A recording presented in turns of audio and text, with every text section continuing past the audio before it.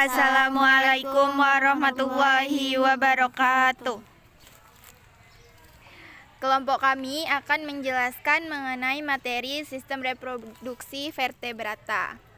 Nah, yang pertama kita harus mengetahui dulu apa itu pengertiannya. Nah, sistem reproduksi itu merupakan kemampuan makhluk hidup untuk menghasilkan keturunan yang baru, serta mempertahankan dan melestarikan jenisnya agar tidak punah. Kita masuk ke dalam sistem reproduksi hewan vertebrata. Nah, yang pertama itu prosesnya ada fertilisasi. Nah, fertilisasi ini terbagi menjadi dua, yaitu ada fertilisasi eksternal dan fertilisasi internal. Fertilisasi eksternal yaitu terjadi pembuahan antara sel sperma dan sel ovum yang terjadi di luar tubuh dari induknya. Sedangkan fertilisasi internal yaitu kebalikannya, terjadi peleburan sel ovum dan sel sperma di dalam tubuh induknya.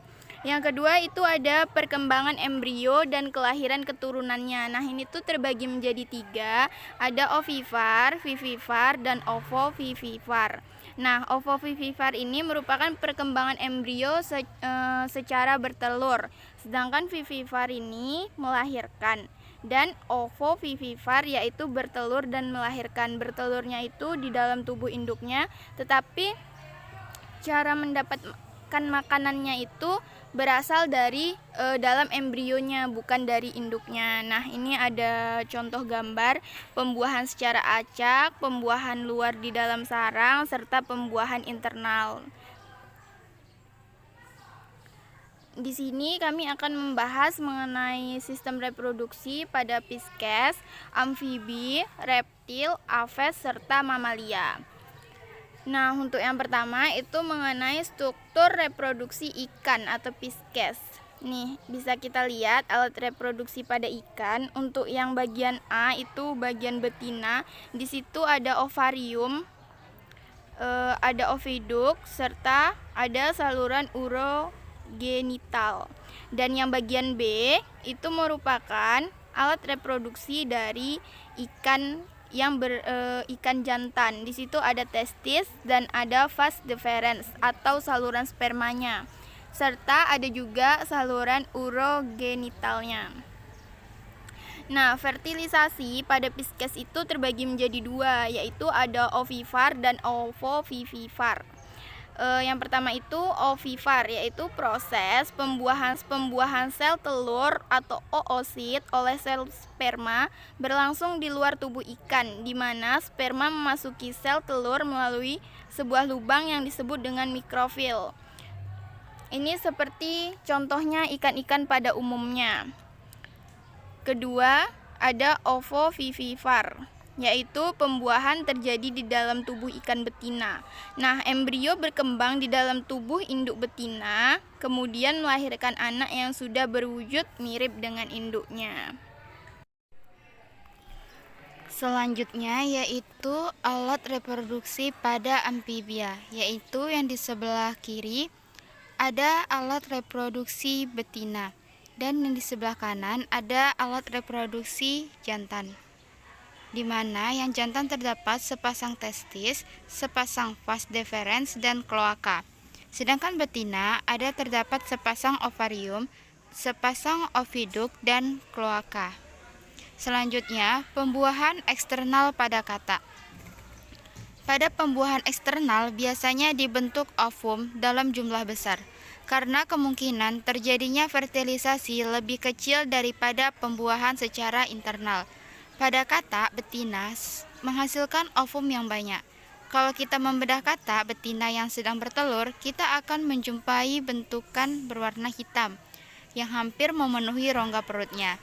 Itu merupakan ovarium yang penuh berisi sel telur. Jumlahnya mencapai ribuan.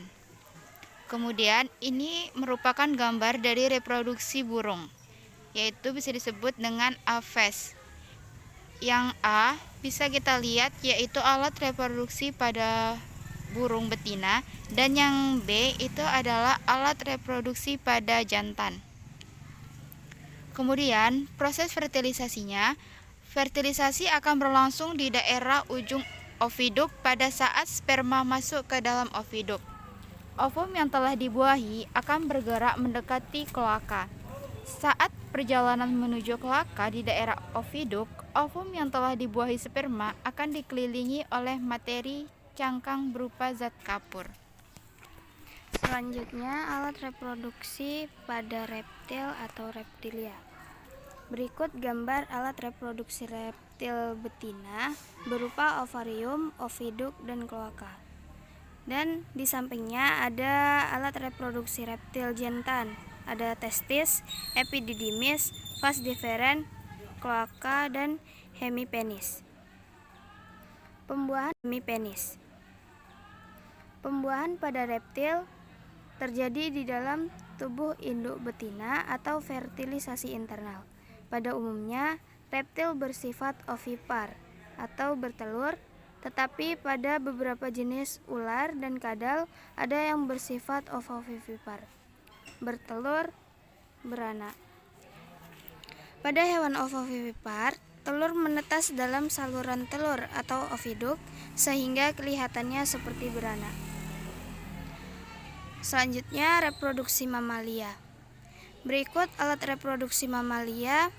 Yang A, alat reproduksi mamalia betina, dan yang B, alat reproduksi jantan. Fertilisasi mamalia. Fertilisasi internal. Karena telah memiliki organ reproduksi sempurna, kecuali golongan hewan berparuh bebek atau platypus. Semua hewan menyusui selalu melahirkan atau vivipar telur mamalia kecil dan mengandung sedikit cadangan makanan. Embrio mendapat makanan dari rahim induknya melalui plasenta.